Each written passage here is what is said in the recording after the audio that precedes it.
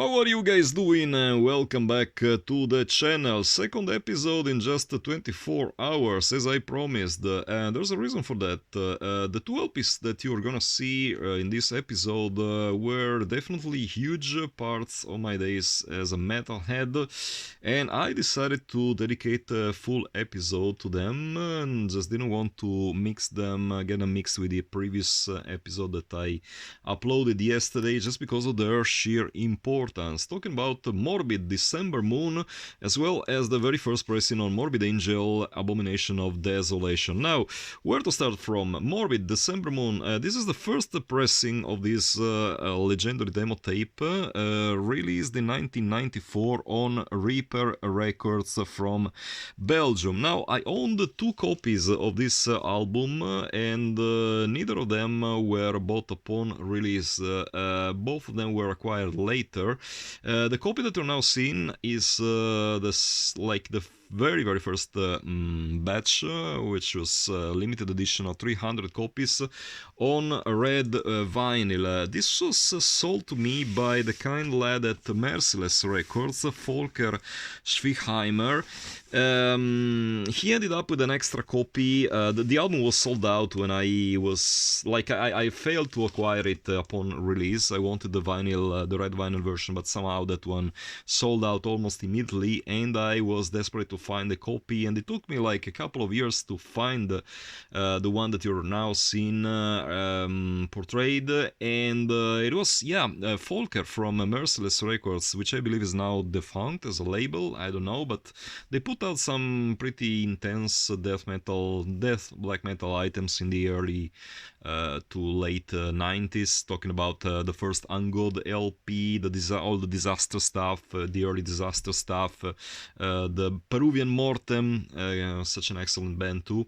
But yeah, bottom line, he was running a mail order distro list, and somehow, I don't remember what were we talking about exactly upon a meeting, and I told him that I was after this LP, just couldn't find it, and he was like, you know what, I have a second copy, I could part ways with it for the right offer, and I think I paid 80 stand corrected Deutsch marks, which is like I don't know, 40 euros, maybe something more than that once adjusted for inflation. Talking about 1996 or 1997, that's when I acquired this one.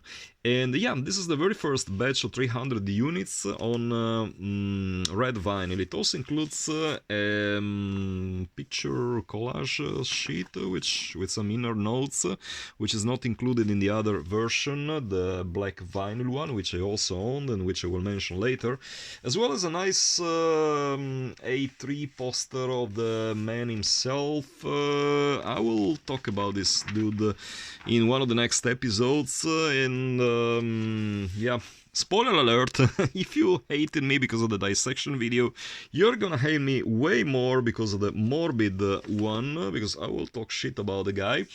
We all know the kind of like controversies surrounding the dude, but that's not the point here. Let's just focus on the music. So, in my humble opinion, this is by far the best version you can find on the market of the December Moon demo tape. This is just a work of beauty, astonishing cover artwork, courtesy of Chris Verwimp, and just perfect presentation, you know, as usual. Glossy cardboard, poster inside, red vinyl.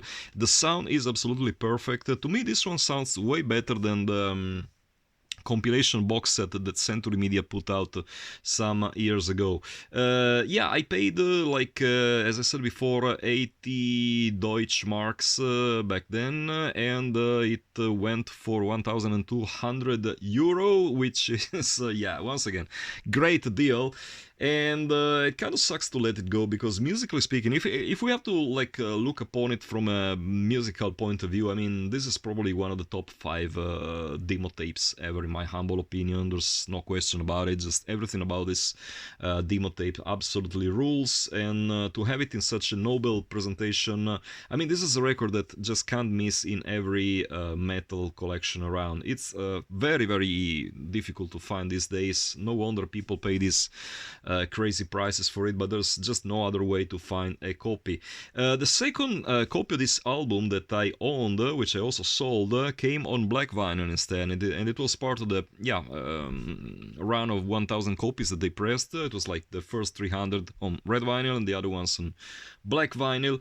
I remember I got it signed by Uffe Sederlund, the guy from Entombed fame, who is a guy like is not particularly known for like signing records at all. And at that point I ended up having 2 copies of the same album in my collection. I was like, you know what, I could probably live without the black one because I'm not a die-hard completist or anything. And I decided to sell that one. Now I'm selling my second one, and I'm stuck with just my CD version, which comes with a different cover artwork. Oh, poor me. 1,200 euros more in my bank account, easily justified. What else to be said about this edition? Nothing other than that. It's just sheer perfection. Go, I don't know, sell your second kidney if need be, because you definitely need to have one of these in your collection. With that out of the way, let's focus on the next one, Morbid Abominations of Desolation. Now, this is the very first pressing, which came out on, accordingly to the, it was written on the back over Satanic Records. Now, Tokyo, Japan. No way. I mean, we all know who released this. It was actually Nosferatu Records. That old label which went bankrupt, that old Italian label, stand corrected, which went bankrupt in, I believe, 1999, something like that. And this one was bought from the label itself, and it even includes Nosferatu flyers somewhere, if I remember correctly. Yes, because I showed it to its new owner. Yep, that's where you could order all sorts of bootleg stuff. Apparently they bootleg some Seven Churches, some Possessed shirt, as well as some Dark Angel. But this is of course bootleg edition of the Abominations of Desolation demo tape, and it forced Earache Records to come up with an official reissue, which somehow looks way more generic than this one a couple of years later. Sound quality pretty good for being a bootleg. What I wanted to underline is that the info provided by Discogs.com concerning this specific release is slightly wrong. I'm referring to the fact that according to Discogs, do you see where it's written your copy is number 1000, because apparently they pressed only 1000 units, but they probably pressed more.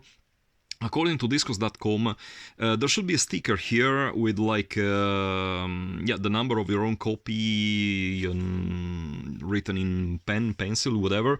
Not so much. That's just not the case with my copy, which means the info provided by Discogs is wrong, because I can 100% guarantee you guys that this record was bought directly from Nosferatu, and I have no reason to believe they sent me a counterfeit edition or whatever, because I seriously doubt that counterfeit editions existed back then. So here it is. I guess that some copies just were not numbered.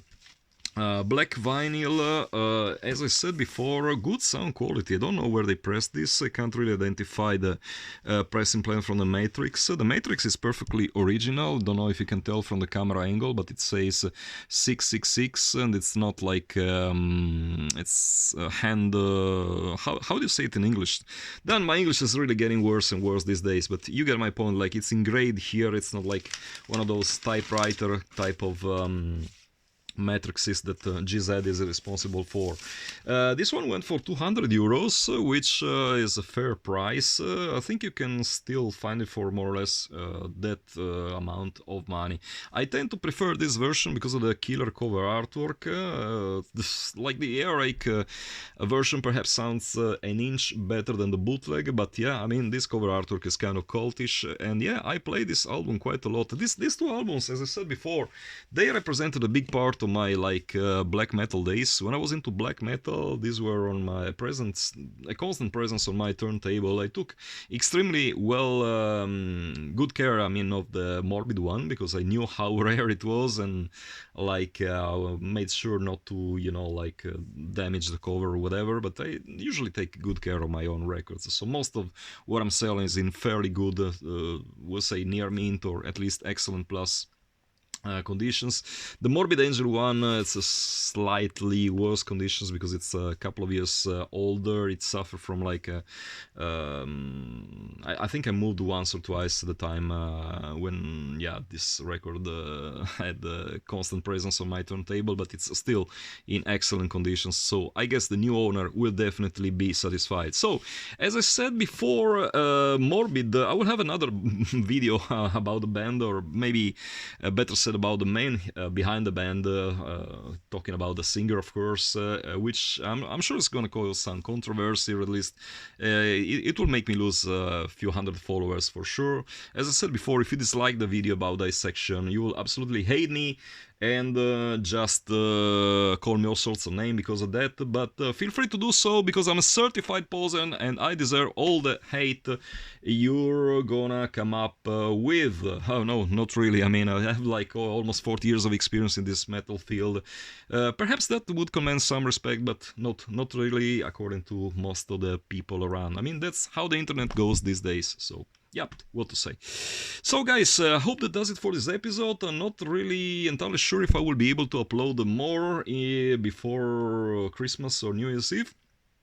Just in case, I hope you have a rocking end of 2024 with, I don't know, a new order of vinyl from some of your favorite mail order stores, whatever. Hope you're enjoying these last weeks of 2024, and see you in 2025. Until then, keep it loud and heavy as always.